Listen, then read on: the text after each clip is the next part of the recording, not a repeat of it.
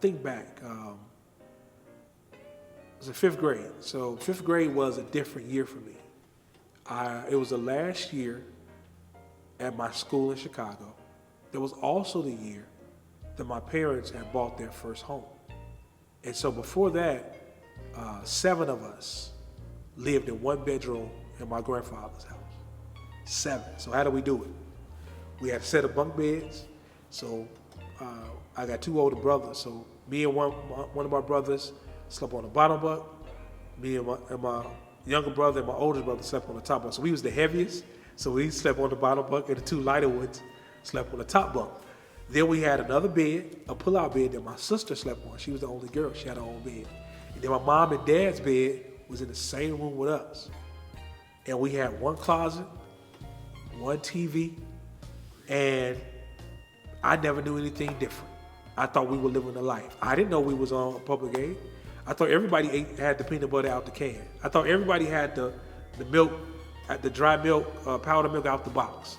I thought everybody opened up the cardboard box, the government cheese. I thought that's what it was. And fifth grade year was pivotal for me. It was a year that I look back on now in so many different ways.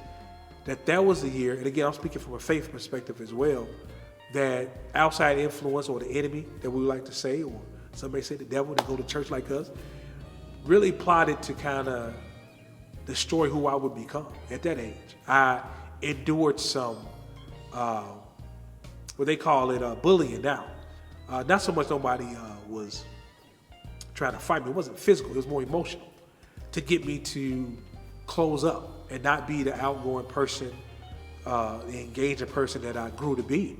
I endured some bullying that adults participated in, my teacher, and she would push other young people to participate in the bullying, name calling, all kind of stuff, man.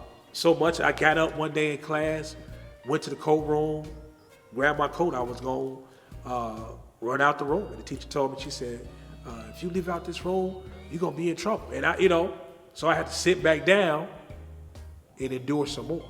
But in all of that, it was an individual in that class stood up and told the teacher to be quiet and leave me alone. One of the students did that. And that student would, after school, walk, we lived in the same area, we walk our way, and that student would say, man, don't worry about that. Don't worry about that. And one individual, and I look back on that now and how, to me, that was a plan to break me away from a strong part of my destiny, was to reach people, be able to open up and talk to people, be able to engage in different people no matter where they come from. And it was that year, that pivotal year, it was a lot of transition going on in my life.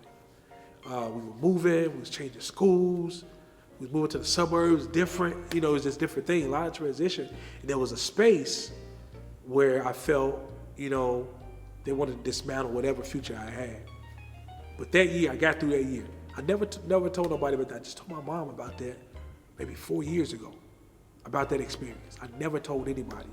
I got through that for a reason. And then I was able, not knowing that I would be in a position influencing teenagers and young people through my work. Then never thought so I was able to recount those experiences and understand.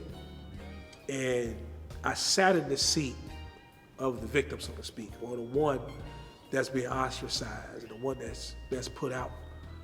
And I look at those times coming up and look where I am now, man, and again, I reference my faith because that is what has led me and had kept me. It's nothing else. It's nothing else, man. It's my faith in God, my faith and trust that He's leading me in the right path, that I've found myself in that. I have a beautiful family. My wife and I celebrated 15 years of marriage this year. My son, he's 13. He's a self-taught musician, drummer. He's known. He's known across the country. He's known across the world in some instances.